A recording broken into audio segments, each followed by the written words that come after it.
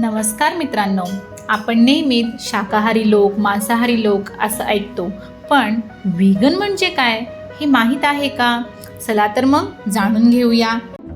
Vegan म्हणजे असे लोक जे प्राण्यांपासून येणारे कोणतेही पदार्थ खात नाहीत आणि वापरतही नाहीत. मांस, दूध, दही, चीज, अंडी, मध याबरोबरच कातडीचे शूज, बॅग्स, लोकरी कपडे ते टाळतात.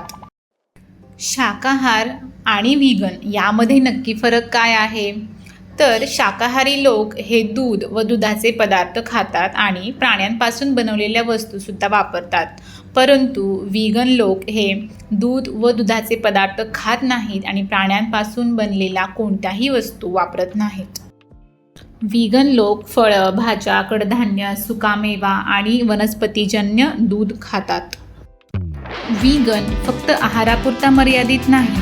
व्हीगन लोक प्राण्यांपासून बनलेल्या कोणत्याही वस्तू वापरत नाहीत, जसे की प्राण्यांच्या कातड्याचे शूज, लोकरीचे कपडे, प्राण्यांवर टेस्ट केलेले सौंदर्य प्रसाधने, कॉस्मेटिक्स, मधमाशांच्या मेणापासून बनवलेली मेणबत्ती. व्हीगन होण्यामागे 3 प्रमुख कारणं आहेत. 1. आरोग्य सुधारण्यासाठी, 2. पर्यावरण वाचवण्यासाठी आणि 3. प्राण्यांवरील प्रेमामुळे.